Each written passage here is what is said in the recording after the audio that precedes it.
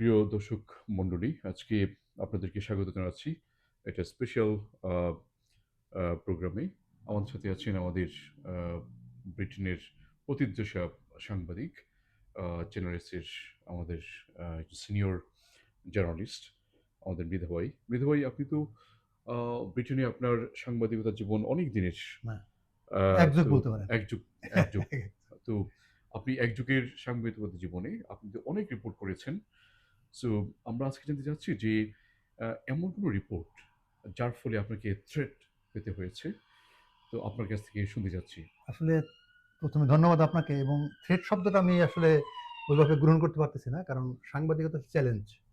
আপনাকে চ্যালেঞ্জ দিলে আপনাকে সেটা উ মোকাবেলা করতে হবে। আপনি যদি সঠিক সুন্দরভাবে তথ্যভিত্তিক সংবাদ দেন, তাহলে হয়তোবা আপনার প্রতি চ্যালেঞ্জ আসবে, কিন্তু আপনাকে কিছু করতে পারবে না।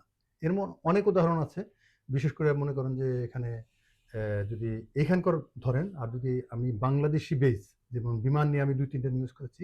বাংলাদেশ বিমান নিয়ে। বাংলাদেশ বিমান নিয়ে সেখানে আসলে আমি যে নিউজগুলো করেছি সেটা হচ্ছে একজনের খাবারের ভিতরে সে তেলাপোকা পেয়েছিল। ও, সেই তেলাপোকা সহ তিনি তার ইন্টারভিউ সহ, এবং এখানে যারা কমিউনিটি লিডার আছেন, যারা বিমান নিয়ে বিভিন্ন দিন দাবি তুলেন, তাদের ইন্টারভিউ নিয়ে পুরো একটা সুন্দর প্যাকেজ করেছি, এবং সেই প্যাকেজে এখানকার যে বিমান ম্যানেজার আছে তার কাছে আমি মেইল করেছি। আমি এই ধরনের একটা নিউজ করতেছি, আপনি আমাকে ইন্টারভিউ দেন, কিংবা আপনার কোনো অভিযোগ বা আপনার কোনো খণ্ডন থাকলে সেটা বলেন। কিন্তু তারা কোনো রেসপন্স দেয়নি। আমি সেই বিমান অফিসের সামনে যেয়েও পিটিসি দিয়েছি, এবং নিউজটা আমি সুন্দরভাবে তুলে ধরেছি। তুলে ধরার সাথে সাথেই বাংলাদেশ থেকে বেশ কয়েকটা ফোনও আসছে যে, "আপনি এই নিউজ উদ্ধ করেন বা কেন করছেন?" এবং এখানকার হাই কমিশনার তখন প্রেস মিনিস্টার ছিলেন আমাদের অ্যা এর জাস্ট আগে আমাদের নবী ভাই।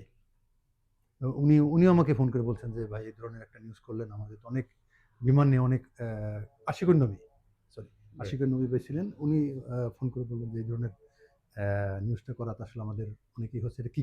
আমি বললাম যে, "ভাই, আমি তো তথ্যভিত্তিক করেছি। আমি তো এমন না যে আমি মন গড়া আমার ইচ্ছামত আমি করলাম, তা তো না। যে লোক এই খাবারে তেলাপোকা পেয়েছেন, তিনি ইন্টারভিউ দিয়েছেন।